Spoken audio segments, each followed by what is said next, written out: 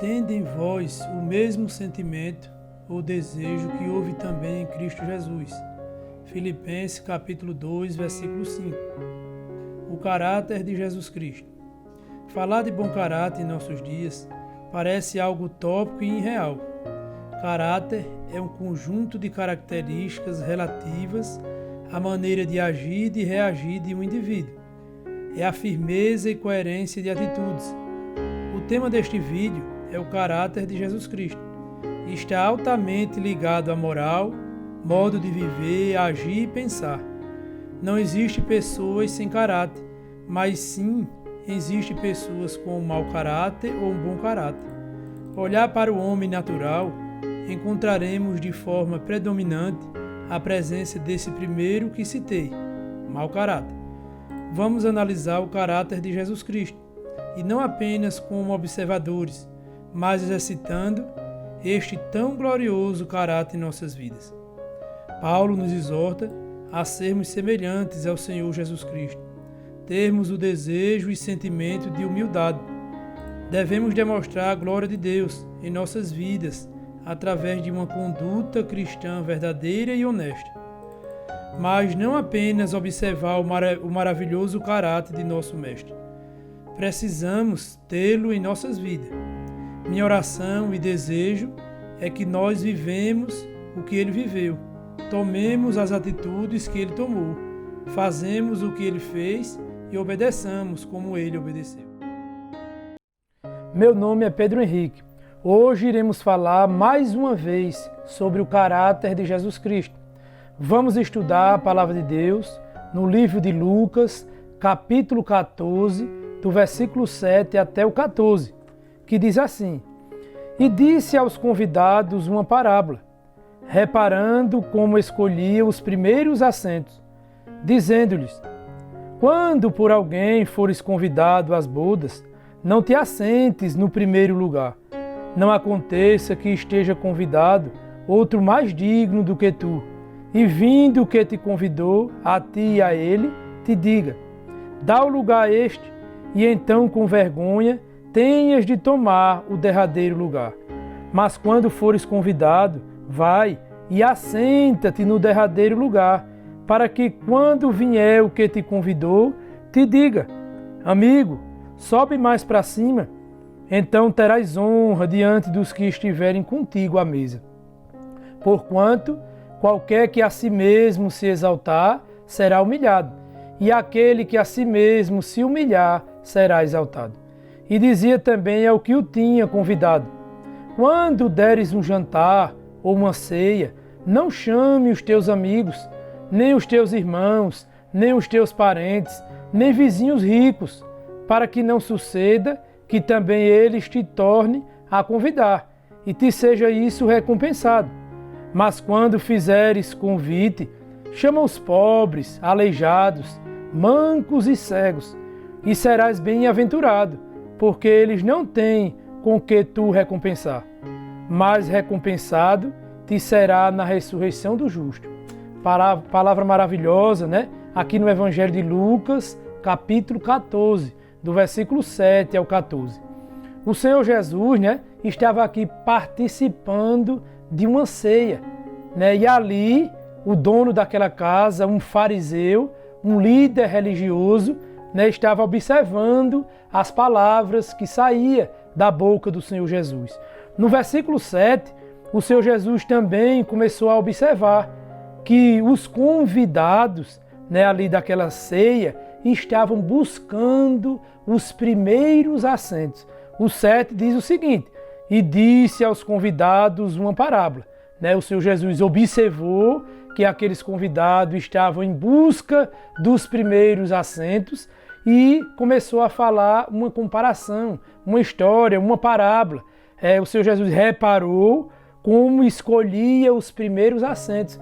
Eles estavam chegando e indo lá para frente.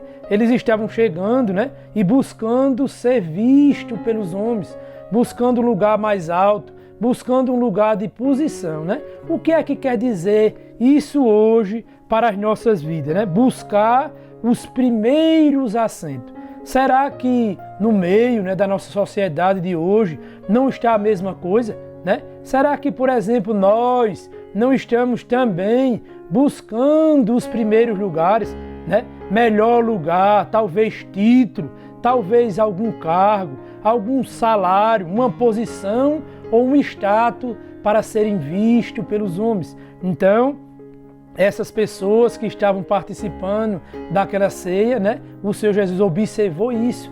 Eles estavam querendo mostrar o que tinha, querendo mostrar o que era e o que podiam fazer, né? Buscar os primeiros assentos é uma pessoa cheia de soberba, né? Buscar os primeiros assentos é uma pessoa cheia de ego, é uma pessoa cheia de vaidade, né? É uma pessoa que quer ser maior e melhor do que outra. E isso é buscar os primeiros assentos.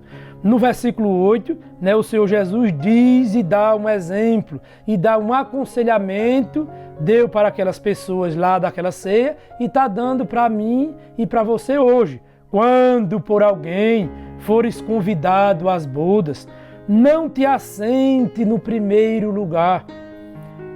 Não aconteça que esteja convidado outro mais digno do que tu, e vindo que te convidou a ti e a ele, te diga: dá o lugar a este, e então com vergonha tenhas de tomar o derradeiro lugar.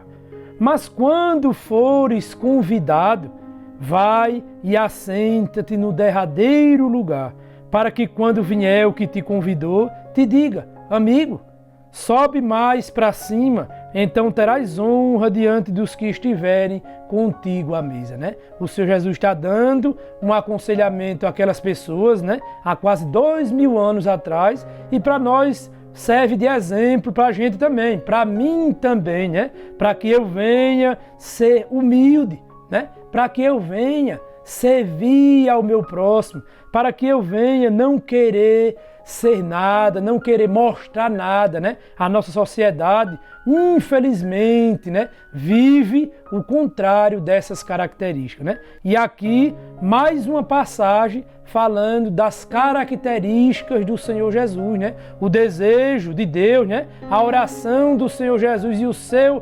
objetivo era que todos os homens pudessem compreender isso, né? Para depois dessa vida, dessa breve passagem que estamos passando aqui, pudéssemos obter alguma recompensa se viver isto aqui na terra, né? Se não buscar os primeiros lugares ou os primeiros assentos. Muito difícil, irmão, essa passagem de ser vivida nos dias de hoje, né? Porque a nossa sociedade, né? Desde a criança ali quando nasce, né? Os pais, infelizmente, já ensinam as pessoas a serem vencedores, né? Assim que diz, um vencedor é um homem que tem um cargo, né? É um homem que tem um título glorioso, é um homem que é alguma coisa aqui na terra, né? E para Deus, infelizmente ou felizmente, não é desta forma, né? Para Deus, Deus sonda o coração do homem e vê o seu caráter, né? E vê a sua conduta, e vê as suas escolhas, e vê o seu procedimento de vida. Então, Deus sonda o coração do homem e vê essas coisas, né? E aqui o aconselhamento do Senhor Jesus para nós, né? Para que venhamos a nos acordar, para que venhamos a mudar de direção, né? E vir a não buscar os primeiros lugares, principalmente no nosso cotidiano, no nosso dia a dia, nas nossas práticas, na nossa conduta com o vizinho, né? Na nossa conduta no trabalho, na escola, na nossa conduta na família, né? Possamos servir uns aos outros, né? Possamos ser humildes, possamos estar pronto para ser o menor, né? E aqui o Senhor Jesus observa aqueles convidados e aconselha eles com esta bonita e breve parábola, né? O versículo 11 explica o que diz do 7 até o 10. Diz assim: porquanto qualquer que a si mesmo se exaltar será humilhado, e aquele que a si mesmo se humilhar será exaltado. Então, no português, né, a palavra será aqui é uma palavra no futuro. Ele está dizendo, se eu viver aqui, se as minhas práticas, né, for práticas de pessoas, de homem, cheio de ego, cheio de soberba, cheio de orgulho, eu vou ser humilhado lá, né? Mas se a minha conduta, se o meu caráter, se a minha vida, nos meus pequenos procedimentos aqui na terra, for uma vida de pessoa simples e humilde, no meu cotidiano, na minha convivência com as pessoas, lá Deus vai me exaltar, né? O versículo 12, o Senhor Jesus já fala ali, né, com aquele líder religioso, que o Senhor Jesus estava lá na casa dele, né? E aquele líder religioso, o Senhor Jesus começa a ver, a observar que a vida dele também estava na mesma condição dos convidados, né? E dizia, o versículo 12, dizia também ao que o tinha convidado: quando deres um jantar ou uma ceia, não chame os teus amigos, nem os teus irmãos, nem os teus parentes, nem vizinhos ricos, para que não suceda que também eles te tornem a convidar e te seja isso recompensado. Né? Então o Senhor Jesus começou a observar que ali havia naquele homem uma troca de interesse, o mesmo jeito dos dias atuais, né? O mesmo jeito dos dias atuais. Eu começo a analisar essa palavra e ver o seguinte: na maioria das pessoas, né, da nossa vida, do nosso sistema de vida em que vivemos hoje, né, elas são assim, né? Tem ali uma pessoa pobre, por exemplo, um jardineiro ou um pedreiro, né? Ela ajuda aquele homem, mas pensando que aquele homem, né, em troca, que vai ajudar aquele servente, ou aquele pedreiro, ou aquele jardineiro, para um dia também aquele homem vir limpar o jardim da sua casa, por exemplo, né? Fazer o serviço de pedreiro que se você precise. Então, a ajuda nos dias de hoje é dessa forma. É uma ajuda de troca, não tem amor, não tem misericórdia, é uma troca, né? E o Senhor Jesus observou naquele líder religioso essa conduta. E aqui está dando uma chance para ele e para outros religiosos que estavam ali também naquela ceia, né? Dizendo o seguinte: mas quando fizeres convite, chama os pobres, os aleijados, os mancos e os cegos, né? Os pobres, aqui falando, né? Os aleijados, os mancos e os cegos, eles não têm com que te recompensar, eles não têm com que te ajudar nesta troca, né? Eles não têm nada para trocar com você, né? E serás, outra palavra também no futuro, e serás bem-aventurado, e serás bem feliz, porque eles não têm com que tu recompensar, mas recompensado te será na ressurreição do justo. Então o Senhor Jesus está querendo dizer, aquele dono daquela ceia ali, né? Essa palavra,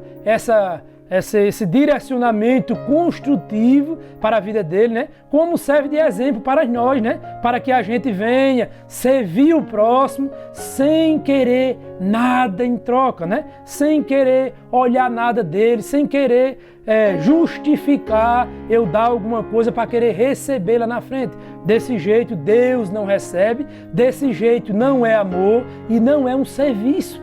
Então Deus está dizendo, né? O Senhor Jesus está falando que eu preciso, falando para aquele, quando fizeres convite, chama os pobres, os aleijados, os mancos e os cegos, e serás bem-aventurado, porque eles não têm com que te recompensar. Então está dizendo para que a gente sirva o nosso próximo sem querer nada em troca, né? Então a nossa recompensa não é aqui, né? Aqui nós vivemos uma vida de passagem. Uns vão embora com 60 anos, uns vão embora com 80, uns vão embora até mais novo, né? Com 30 ou com 20 anos. Muita precipitação da vida, mas aqui nós estamos de uma breve passagem. Então as nossas práticas, né? As nossas escolhas, a nossa conduta, as nossas características no nosso dia a dia vai nos salvar e vai nos condenar. Aqui mais uma vez, né? Também dá a entender, e para um bom entendedor, aqui mais uma vez mostra a condição da salvação do homem e da condenação do homem. Aqui não disse, que era através de uma doutrina que o homem ia ser salvo. Aqui não disse que era através de uma lei, ou de dogmas, ou de regras de uma determinada religião, ou quem frequentar ou participar de uma religião que ia ser salvo ou que ia ser condenado. Não falou isso o Senhor Jesus aqui, mas o Senhor Jesus dá esse exemplo de uma transformação de conduta e uma transformação de caráter.